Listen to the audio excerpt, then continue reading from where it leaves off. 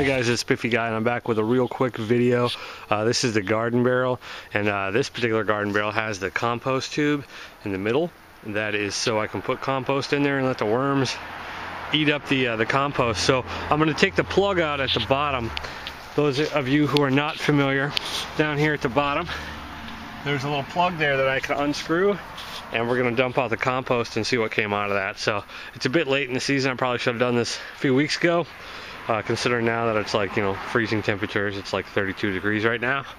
But, who knows, maybe it'll come out one solid chunk. So let's see what we get out. Alright, so I got the plug off. Had to use a bit of a wrench on the bottom here. And nothing came out. So I guess I'm going to have to push it down from the top. So I got to go get like a little pipe or a dowel or something. Push it down. We'll see what we get. Well, I waited too long. It's all frozen down here at the bottom. So, I gotta let it thaw a little bit, get a little warmer temperature. You can see though that my little seal that I had around kind of cracked off. It doesn't like the cold too much.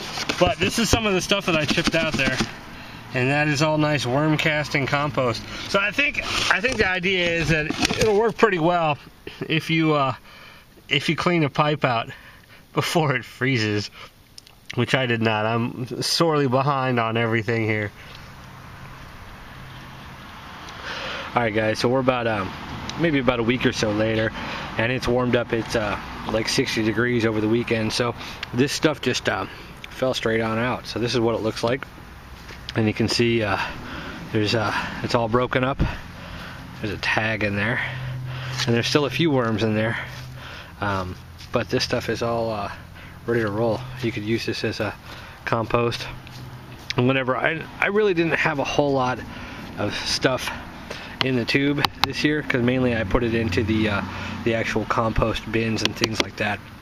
But next year what I plan to do is I'll be putting all my juicing pulp into this, and in the spring I'll fire it up with about 1,000 worms, and you can see we still got a few little worms in there.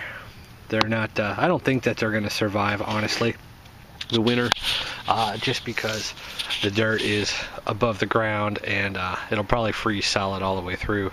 So, but in the springtime, once it thaws out, it'll be ready to roll, and I think the worms are about 20-30 bucks. So pretty decent investment, and they did a good job composting all that stuff down. So that's the benefit of having the worm casting composter tube in the middle. This is the 4-inch tube. You could use a 6-inch. Somebody had posted up on the original build a comment about checking with plumbing supplies, or like electricians and things like that who may have to work with PVC. They may have scraps left over. That's definitely a great option to get a cheap